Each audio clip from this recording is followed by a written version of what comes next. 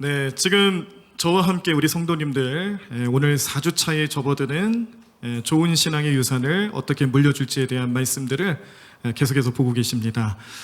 저는 이 시리즈 설교를 성령님께서 그만하라고 할 때까지 계속할 예정입니다. 그래서 언제까지 할지는 모르겠지만 그 주자 한 주 한 주 주시는 이거야말로 정말 우리의 가정, 믿음의 가정, 또 우리 믿음의 다음 세대들, 우리 자녀들 이런 사람들한테 꼭 좋은 신앙의 유산으로 물려줘야 되지 않을까 그런 생각이 들 때마다 말씀 붙잡고 그 말씀으로 함께 은혜를 나누고자 하는데 오늘은 특별히 우리 부모님 세대, 우리 신앙의 1세대, 특별히 신앙의 1세대들과 그리고 믿음의 가정에서 우리 부모님들이 좀 마음속에 깊은 생각을 좀 품고 주시는 말씀을 잘 새겨놓고 그렇게 오늘 은혜가 되시는 시간이 되셨으면 좋겠습니다. 그렇다고 우리 또 자녀들이나 우리 청년들 아직 결혼하지 않은 그런 청년들에게는 아무 의미가 없느냐, 그런 건 아니에요. 미리 들어놓으시면 나도 나중에 이렇게 믿음의 부모가 되었을 때에 우리 자녀들을 어떻게 바라봐야 될까, 또 어떤 사랑을 전해줄 수 있을까를 고민할 수 있는 그런 귀한 시간 될 줄로 믿습니다. 자, 우리 세상에는 참 많은 종류의 사랑이 있어요. 우리가 그냥 사랑이라고 얘기해도 똑같은 사랑일지 모르지만 대상에 따라서 사랑의 종류가 여러 개 있죠. 친구 간의 사랑은 보통 우정이라고 얘기합니다. 그리고 남녀 간의 사랑은 또 우리 특별한 그런 연애 감정들을 포함해서 말하는 사랑일 수가 있겠고요. 또 연장자와 또 연소자 간에 가지고 있는 그런 사랑도 나타날 수가 있겠죠. 스승과 제자라든지 그런 어떤 관계 속에서 나타나는 사랑도 있습니다. 또 우리가 부모님과 자식 간에 볼 수 있는 사랑도 있겠죠. 자, 그리고 사람과 사람 사이에서 나타나는 사랑뿐만 아니라 사람이 하나님께 나타낼 수 있는 사랑도 있어요. 이 사람이 하나님께 나타내 보일 수 있는 가장 최고의 사랑을 우리는 카리타스라고 보통 얘기합니다. 카리타스. 그래서 우리가 좀 찬양 가운데도 이런 찬양이 있습니다.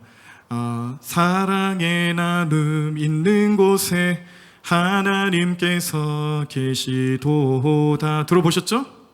이 찬양이 본래는 이 라틴어로 된 성가 중에 하나였어요. 그래서 어떻게 부르냐면은 우비 카리타스 et amore ubi caritas Deus ibi est 라고 라틴어로 부르는 찬양 중에 하나였습니다. 여기에 카리타스라는 말이 나오잖아요. 이게 사랑인데 이 사랑의 종류 중에 카리타스라는 사랑은 사람이 하나님께 올려드릴 수 있는 최고의 사랑을 말하는 거죠. 그래서 그러한 사랑이 넘치는 이 자리에 하나님께서 함께 하신다라는 찬양의 뜻이 되겠습니다. 자, 그리고 하나님께서 우리에게 보여주는 사랑도 있어요. 하나님이 우리에게 나타내 보여주신 사랑, 아자로 시작하는 말인데요. 뭐죠? 아가페라는 말이 있어요. 말씀 안 하실까봐 제가 미리 알려드린 거예요. 이게 말씀들을 잘 안 하시더라고요, 이상하게. 제가 물어보면은 좀 얘기 좀 해주세요. 마음속에만 담고 계시지 말고 자꾸 표현을 해주세요. 아가페라는 사랑이 있습니다. 이거 하나님이 우리에게 보여주시는 사랑이에요. 그 아가페의 결정체가 된 것은 예수 그리스도죠. 우리가 하나님의 사랑으로서 이 땅에 오신 예수 그리스도는 그런 하나님의 사랑이 우리의 삶에 육신을 입고 오신 하나님의 모습 그 자체다라는 것을 깨닫게 하는 놀랍고 신비로운 사건이었습니다. 그 예수님께서 그냥 오신 게 아니에요. 우리를 얼마나 사랑하셨는지 십자가에 달려 돌아가시기까지 우리에게 그 사랑을 보여주셨는데 이때 나타나는 사랑, 그렇게 하나님이 우리에게 보여주시는 사랑을 아가페라고 하죠. 자, 이렇게 아가페라든지 아까 말씀드린 카리타스 이런 사랑을 빼고 그냥 우리가 일상에서 느낄 수 있는 그런 여러 종류의 사랑 가운데 그중에 가장 값어치가 있고 고귀하다라고 말할 수 있는 사랑이 있다면 어떤 사랑이 있을까요? 한번 여러분들 마음속에, 우리 성도님들 마음속에 생각을 해보시길 바랍니다. 어떤 사랑이 있을까요? 생각들 해보셨어요? 아마 저와 같은 생각을 하지 않았을까 생각이 듭니다. 저는 부모님의 사랑, 부모님이 자녀들에게 보여주는 그 사랑이 정말 위대하다고 생각을 합니다. 그러니까 아가페, 하나님 사랑 다음으로 우리 사람과 사람 사이에서 나타날 수 있는 그 사랑 중에 최고의 사랑이 무엇이냐? 그럼 아가페 사랑, 부모님의 사랑이 아닐까 생각을 하게 됩니다. 부모님의 사랑 한없이 말해도 표현할 길이 없고요. 그 부모님의 사랑 생각만 할수록 생각하면 할수록 정말 우리 마음속에 사무치게 다가오는 그런 놀라운 사랑일 줄로 믿습니다. 오늘 우리 자녀들의 마음속에서도 부모님의 사랑을 생각하면 얼마나 마음속에 정말 뜨거운 감정들이 올라옵니까? 우리 부모님이 나를 위해서 이렇게 헌신하시는구나. 근데 지금은 잘 몰라요. 사실 말은 그렇게 해도 사실 느낌이 별로 없을 수 있어요. 그런데 어떻게 됩니까? 나중에 결혼하고 아이를 낳고 자녀를 양육해보면 이제 그 느낌이 확실하게 온다는 거죠. 아이를 양육하고 기르면서 내가 부모이기 때문에 나타내 보이는 이 사랑이 얼마나 위대한가를 깨닫게 되는 우리의 모습 예상할 수가 있습니다. 자, 부모님의 사랑에 관한 이야기들이 참 많아요. 뭐 이런 얘기들 가지고 뭐 영화도 만들고 소설도 만들고 또 드라마라든지 여러 매체들을 통해서 우리는 접하고 있는데, 최근에 우리 레바논에서 벌어진 큰 폭발 사고가 있었죠. 베이루트라는 항구 도시에서 어마어마한 폭발 사고가 나가지고요. 뭐 그 일대가 아주 쑥대밭이 되었던 일, 우리 뉴스를 통해서 접해 보셨을 텐데, 그 뉴스를 보시면서 참 마음이 아프죠. 이렇게 희생자가 많이 나오고 어려움을 당하는구나. 참 조심했으면 좋았을 것을, 이런 생각을 하면서도 또 한편으로는 이런 일을 당한 그 현장에 많은 사람들이 이제 뭐 각각 뭐 집에 있는 CCTV라든지 뭐 여러 가지 그런 영상 매체들 통해서 부모님들이 어떤 일을 벌였는지, 그런 폭발 현장에서 부모님들이 자녀들에게 어떻게 헌신하고 희생하는 모습들을 보여줬는지가 하나하나씩 나오고 있습니다. 그래서 그 영상들을 이제 모아놓은 영상이 있어요. 몇 가지를 모아놔서 우리에게 또 감동을 주는 영상이 하나 있는데, 오늘 그 영상을 좀 먼저 보도록 하겠습니다. 함께 영상 보시겠습니다.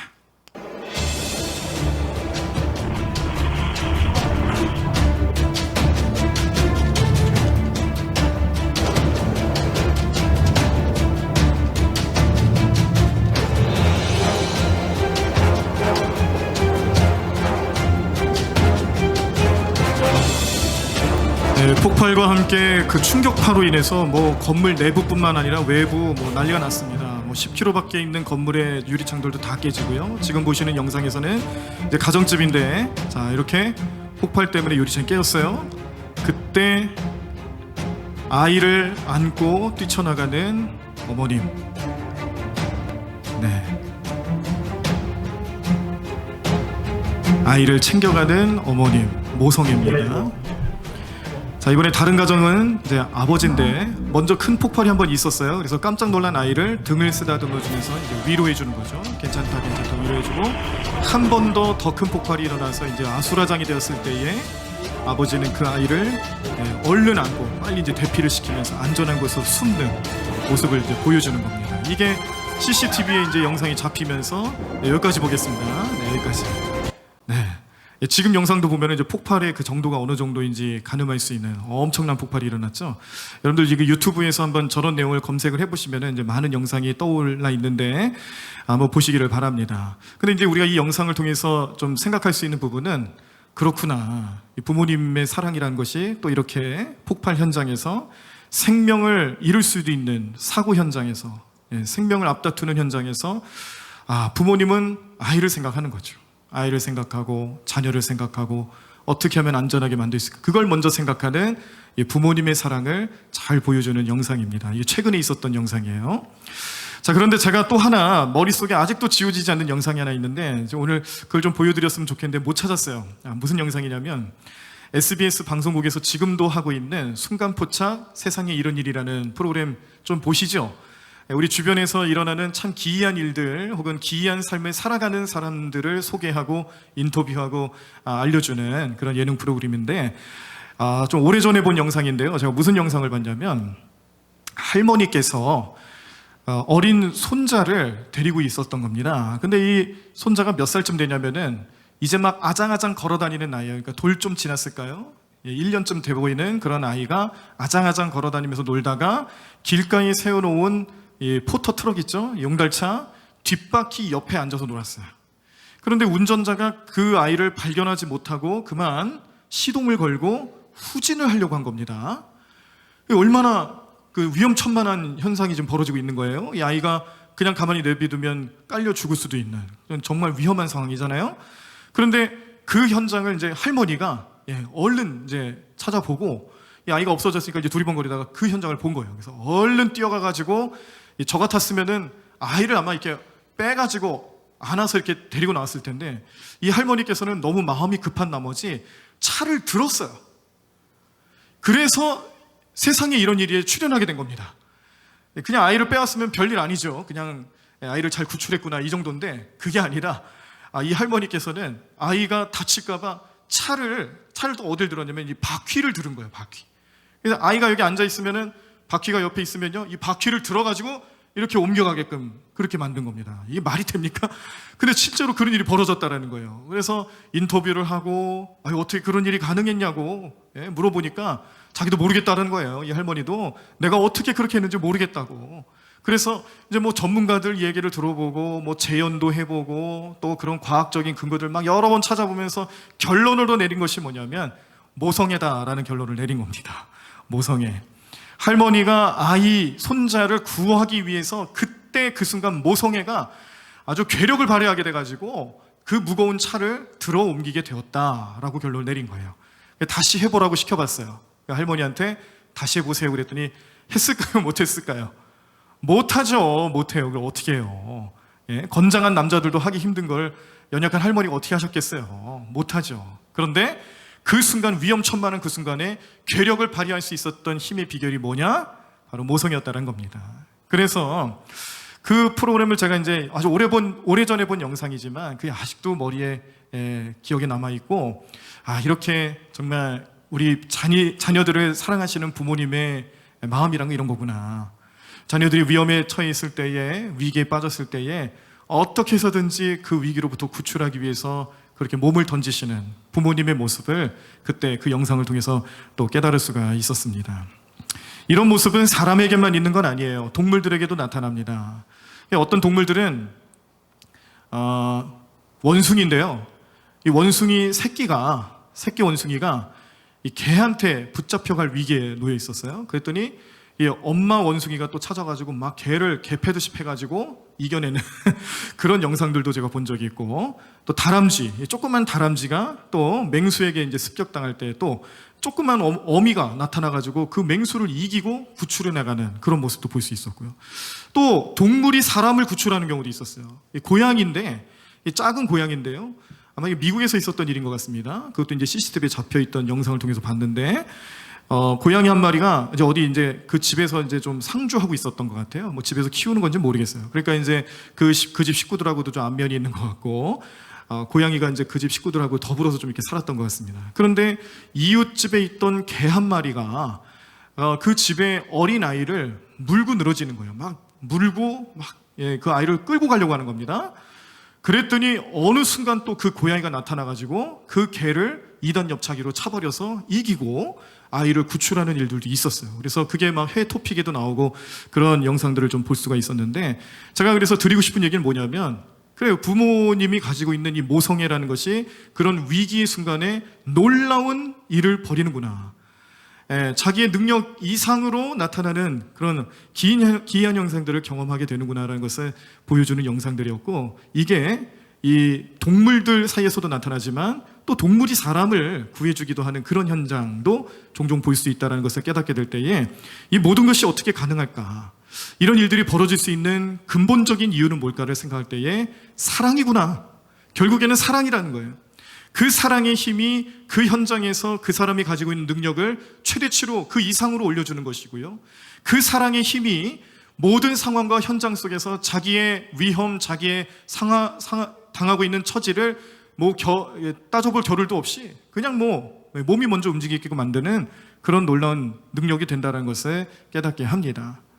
그래서 우리는 이 사랑이 나타나는 현장에서 이 사랑의 결과로 얻는 기이한 현상, 기적, 정말 놀라운 일들도 얼마나 많이 바라볼 수 있는지 깨닫게 되는데, 특별히 오늘 우리는요, 이 사랑의 놀라운 힘들을 우리 부모님의 사랑을 통해서 많이 겪으실 수 있다는 것을 꼭 기억하고, 우리 부모님들께서 그리고 우리 믿음의 1세대들께서 다음 세대들을 향하여서 그 사랑의 놀라운 능력들을 정말 자주자주 보여주셔야 된다는 것을 기억하고 그렇게 살아가시기를 간절히 축원합니다. 부모님이 보여주시는 사랑, 부성애라든지 모성애라든지 어떤 것이든지 상관이 없어요. 자녀들을 위해서 혹은 우리의 믿음의 다음 세대들을 위해서 보여주실 수 있는 사랑의 열매들은 우리의 모든 삶 속에서 자주자주 나타나셔야 합니다. 특별히 우리 교회 안에서는 말할 것도 없겠죠. 우리 교회 안에서 우리 믿음의 가정들을 바라보실 때, 또 우리 교회 학교의 자녀들을 바라보실 때에 그 자녀들이 교육받는 현장과 하나님 사랑을 깨달아 알아나가는 과정 속에서 우리 부모님들의 역할이 정말 중요하다는 것을 말씀해주고 있는 내용입니다. 왜 그런지 오늘 본문 말씀을 한 번 더 보시겠는데요. 오늘 우리가 함께 본문으로 보신 이사야 66장 13절과 14절에 보시면 이렇게 말씀이 시작됩니다. 어머니가, 누가요? 어머니가 자식을 위로함 같이, 누구를 위로해요? 자식을 위로함 같이 내가 너희를 위로할 것인즉 이라고 말씀하시는데, 여기서 내가는 하나님이세요. 너희는 이스라엘 백성입니다. 위로해 주실 것이다 라는 말씀을 주시는 것은 하나님이 어떻게 은혜를 베풀어 주실지에 대한 첫 번째 내용이고, 그 뒤에 나오는 내용은 이제 예루살렘에서 위로를 받고, 또 하나님 이 모습을 보고 너희 마음이 기뻐질 것이고, 또 하나님의 손이 그 종들에게 나타나게 될 것이고, 그동안은 진노의 손길을 펼치셨지만 이제는 그 진노의 손을 원수들에게 향하여서 다시금 회복의 은혜를 베풀어 줄 것이다 라는 것을 뜻하시는 말씀으로 함께하고 계시는데, 자, 여기 어머니가 자식을 위로함 같이 내가 너희를 위로할 것이다 라고 말씀해 주시는 하나님의 음성 속에 어머님의 사랑, 좀 더 확대하면은 부모님의 사랑이죠. 부모님이 자식을 걱정하고, 부모님이 자식을 보호하고 싶어하고, 부모님이 자식이 잘 되기를 바라는 마음을 가지고 자녀들을 바라보는 것 같이 하나님은 우리 모든 백성들을 향해서 그 눈길을 여전히 우리에게 향하고 계시는데, 그러한 마음, 하나님의 사랑, 하나님의 그 기이한 은혜의 손길들을 우리가 더 잘 이해할 수 있도록 주시는 말씀의 첫 부분이 바로 어머님이라는 뜻이에요. 어머님을 통해서 나타나는 자식을 위한 사랑의 모습을 말씀해 주시는 걸 볼 때에, 이처럼 이 부모님을 통해서 나타나는 자식을 향한 사랑이란 것은 정말 위대하다는 것을 깨닫게 하는 말씀입니다. 좀 더 구체적으로 설명하는 내용이 그 전절에 나오는데요. 11절과 12절을 나중에 한번 보십시오. 보시면은 거기는 오히려 또 어떤 모습이 나오냐면, 젖먹이가 이 엄마의 젖을 물고 있는 것처럼 그렇게 하나님께서 은혜를 베풀어 주신다라는 말씀으로 나타내 주십니다. 여러분 한번 생각을 해보세요. 여기 아이를 낳아보신 우리 가정들은 아마 다 경험을 해보셨을 겁니다. 아기가 태어나면 이 피덩이가 뭘 할 수 있습니까? 그냥 우는 것 말고는 할 수 있는 게 아무것도 없잖아요. 그래서 부모님은 이 피덩이를 데리고 무려 30년이라는 시간 동안 길러내잖아요. 10년, 20년도 아니고 30년이라는 시간 동안 가르치고 먹이고 길리우고 또 그렇게 훈련시켜서 그 정도쯤 되면은 이제야 이제 결혼해도 되겠구나, 그래서 분가를 시키는 게 요즘 우리 가정들마다 보여지는 모습 아니겠어요? 예? 옛날에는 우리 부모님 세대에서는 한 20년 정도만 길러내시면 됐는데, 요즘 시대에는 좀 10년이 더 늘었네요. 좀 더 늘었어요. 30년은 길러내야 이제야 조금 이제 결혼 좀 하겠구나, 이제야 좀 어른 노릇 좀 하겠구나, 이렇게 생각들을 하신다라는 거죠. 물론 좀 더 일찍 가는 커플들도 있습니다만 대체적으로 한 30살 기준으로 해서 결혼들 하시잖아요. 그러니까 부모님 눈에서 봤을 때는 부모님 사랑이라는 것은요, 이제 이 아이들, 우리 자녀들 정말 장성할 때까지는 어떻게 해서든지 아무튼 좋은 것 먹이고 좋은 것 입히고 좋은 것 해주고 싶은 그런 마음들을 가지고 열심을 다해서 우리 자녀들을 양육하시는데, 이렇게 자녀들을 바라보면서 그렇게 최선을 다해서 부모님 역할을 하시는 그 근본적인 이유가 어디 있을까? 그 힘은 과연 어디서 나오는 것일까를 생각해 보면은 우리의 삶에서 우리 스스로 혹은 우리가 배워서 그렇게 나타나는 사랑은 아니다라는 것을 성경에서 말하는 겁니다. 무슨 얘기냐면, 우리가 신앙적인 교육을 할 때에 이 신본주의에 대한 내용들을 항상 기억을 하잖아요. 그래서 내 인생 살아가도 내가 하나님과 어떤 인생을, 어떤 관계를 맺으면서 살아가는가, 세상을 벗하며 세상 속에서 살아가지만 그러나 내 삶 자체는 하나님과 보이지 않는 끈으로 연결되어 있다는 것을 늘 기억하고 생각하고, 그렇게 신앙생활하는 것이 우리의 모습입니다. 그러니까 우리는 영적으로 민감하게, 영적으로 하나님과의 관계를 늘 따져가면서 생활을 하는 그런 신본주의적인 일상생활을 하고 있다는 거예요. 그래서 우리가 이 부모님으로부터 나타나는 사랑이 자녀들에게 전달될 때 그 사랑이라는 것도 부모님으로부터 시작되는 사랑이라고 생각하면요, 그거는 금방 식는 사랑밖에 안 된다는 거예요. 요즘 한번 보세요. 아까 우리가 영상 보시면서도 깨달았던 것은, 부모님 사랑 정말 대단하다, 다들 인정하셨지만 꼭 그런 모습만 있는 건 또 아니에요. 그런 뉴스만 있는 게 아니란 겁니다. 우리 주변에 부모님이 자녀들을 버리고 학대하고 자녀들을 온전히 케어하지 못하는 그런 현대 부모님들, 요즘 시대의 부모님들도 얼마나 많은지 뉴스를 보면 여러 사건들이 많이 있습니다.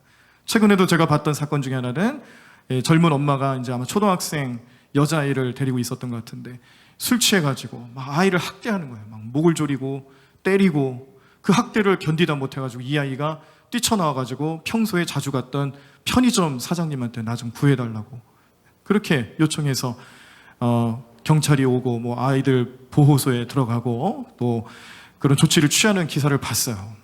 그러니까 부모님의 사랑도 위대하지만 부모님이 한 번 그 마음을 돌이키기 시작하면은 그 아이에 대한 학대의 정도는 정말 이루 말할 수가 없습니다.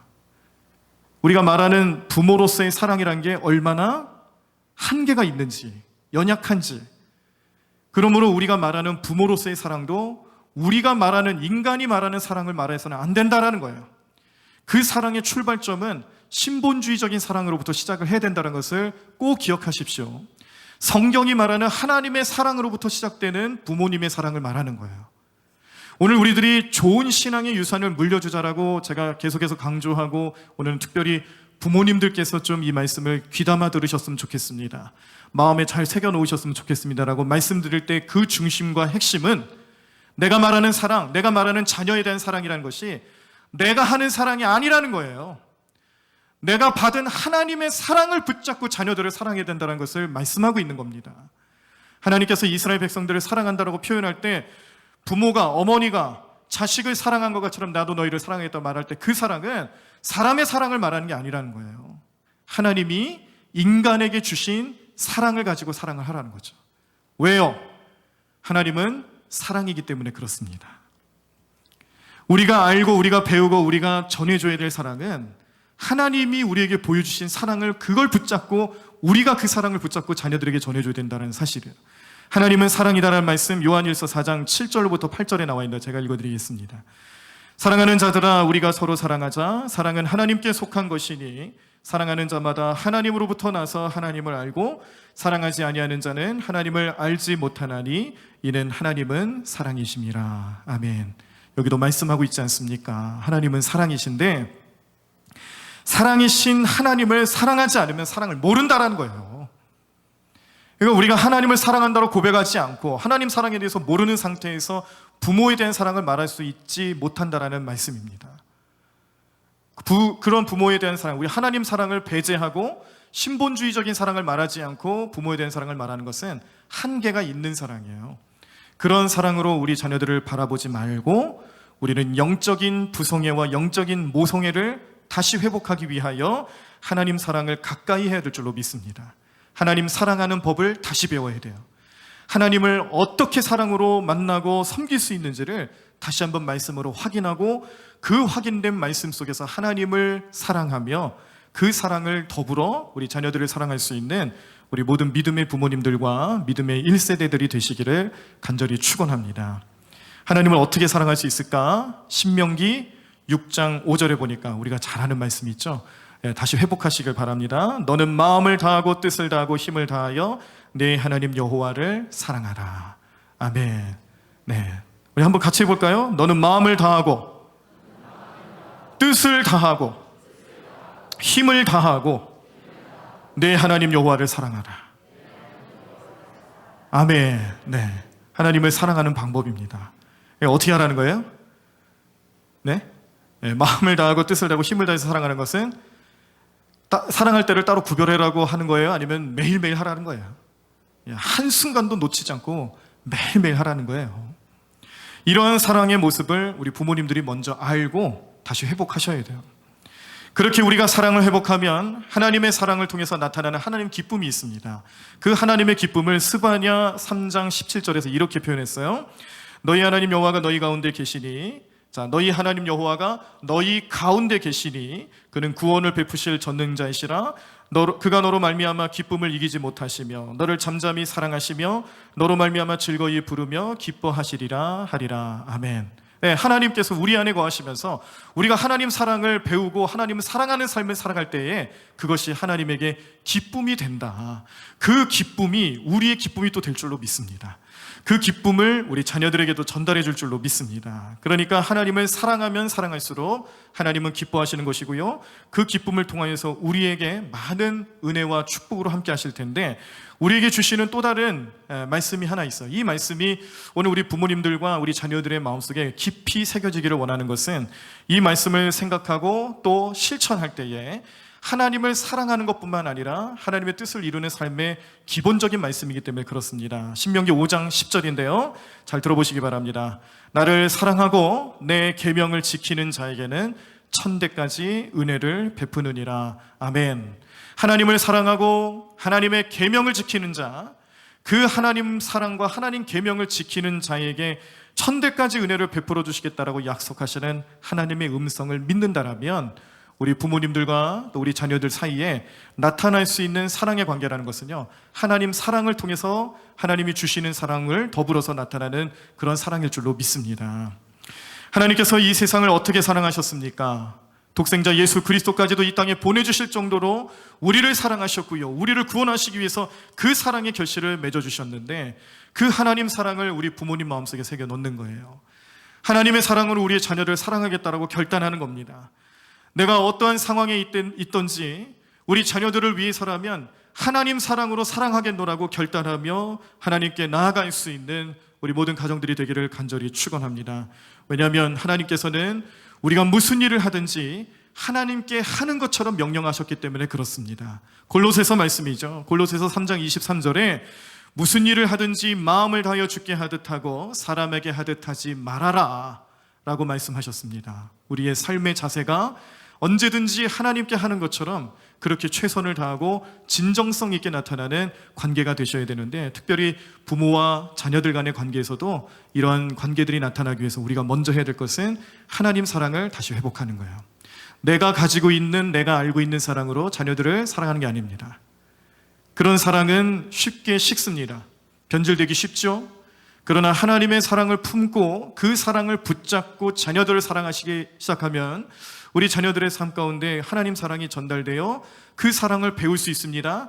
그 배운 사랑을 가지고 다른 누군가를 또 섬길 수 있습니다. 그 섬기는 과정 속에서 사랑의 관계가 형성되고 그 사랑을 통해서 하나님을 알게 하고 그 하나님을 알아나가는 과정 속에서 우리 많은 사람들에게 복음이 전파되며 말씀이 전해질 수 있는 귀하고 복된 축복의 통로로 우리 자녀들을 또 하나님께서는 삼아주실 줄로 믿습니다. 언제든지 우리의 삶 속에서 영적인 관계가 중요해요. 영적인 관계 속에서 내가 육신의 부모뿐만 아니라 나에게 보내주신 이 자녀들이 나와 영적인 관계 속에서 어떤 관계를 맺을 수 있는가를 생각하실 때에 우리는 하나님 사랑, 그 위대하신 하나님 사랑을 다시 회복하고 그 사랑 붙잡고 자녀들을 양육하셔야 합니다. 그 사랑을 자녀들에게 전해주셔야 합니다. 그렇기 때문에 자녀들이 믿음 생활 잘 못할 때, 예배 생활을 잘 하지 못할 때, 자녀들이 자기의 믿음은 내가 알아서 할 테니 부모님 제발 좀 관심 갖지 말아주세요, 제발 좀 나를 내버려 두세요 라고 말하며 투정 부리는 그 순간에도 그래 알았어 내가 너를 지켜볼게, 그래 너 맘대로 해 라고 타협하는 게 아니죠. 그럴 때일수록 더욱더 하나님 사랑이 그 자녀들의 삶에 미쳐질 수 있도록 우리는 강권하며 또 그 사랑을 전해줄 수 있는 우리 부모님들이 되셔야 될 줄로 믿습니다. 제가 전에 섬기던 교회가 은평교회예요. 은평교회 여러 이름만 대면 아실 만한 분들이 여러분이 있지만 그 중에 자두라는 가수가 있었습니다.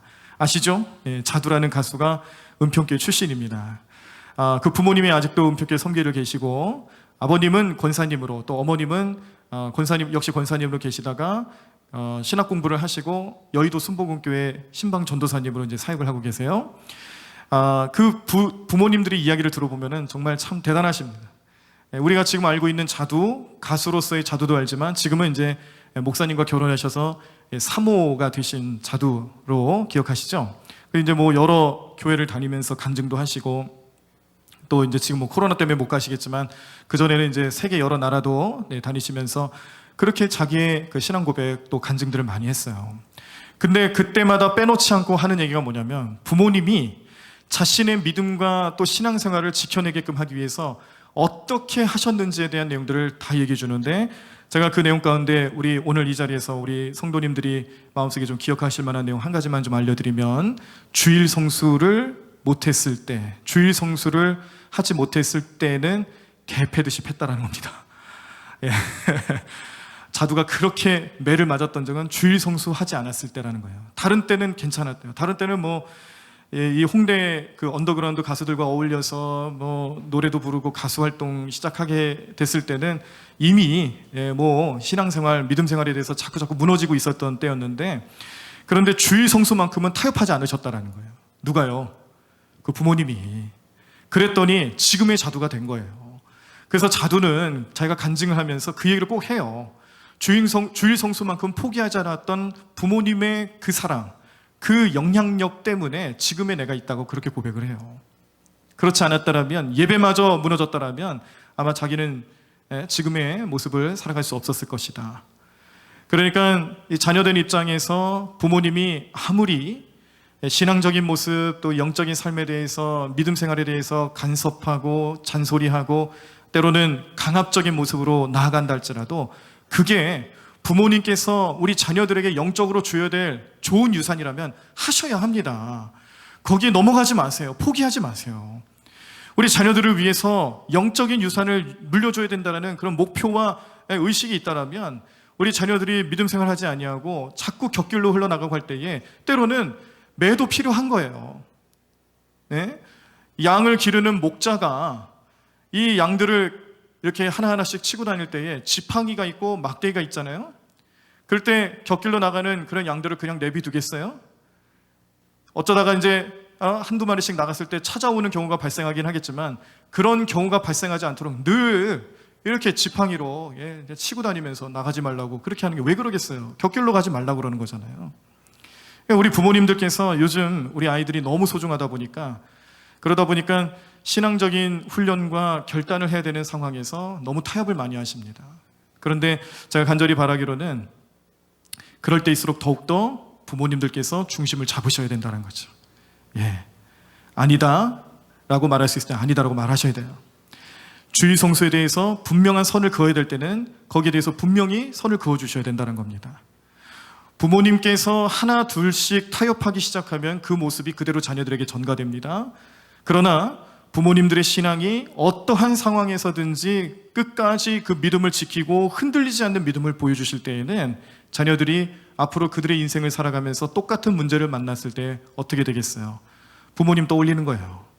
내가 어려움 당할 때, 내가 인간관계 실패했을 때에, 금전적인 어려움이 왔을 때에, 사업의 실패를 경험했을 때에 내 마음이 어렵고 힘들고 슬픔을 경험하지만, 이럴 때일수록 우리 부모님은 어떻게 했을까를 떠올린다는 겁니다.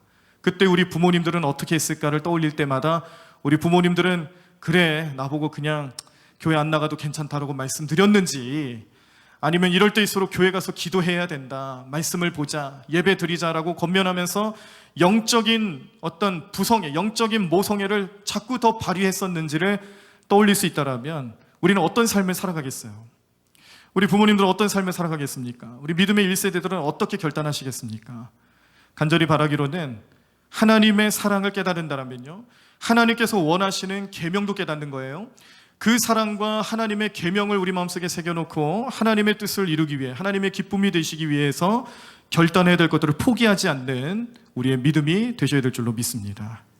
우리 자녀들에게 보여줘야 될 것은 우리 부모님의 사랑의 결단이에요. 정말로 우리 부모님들이 자녀들을 사랑하신다면, 우리 자녀들이 영적으로 잘 되기를 원하신다면 우리 부모님들이 먼저 하나님 사랑을 회복해야 되고요, 하나님의 사랑의 의미를 회복해야 되고요, 또 하나님께서 우리에게 나타내 주신 그 계명을 나도 준수하고 있는가, 나도 순종하고 있는가를 늘 생각하며 깨달으면서 그 능력이 우리 자녀들에게 좋은 유산으로 물려줄 수 있도록 날마다 기도하며 나아가셔야 될 줄로 믿습니다.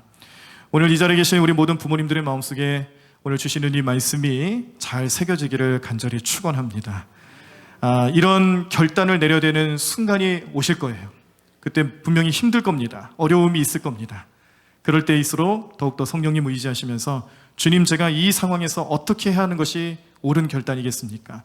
우리 자녀들을 영적으로 잘 이끌어주기 위해서 나는 어떻게 해야 되겠습니까? 라는 스스로의 질문 앞에서 주님이 주시는 생각을 붙드시길 바랍니다. 하나님께서는 어떤 삶을 원하시는지에 대해서 이미 우리 마음속에 답이 있어요.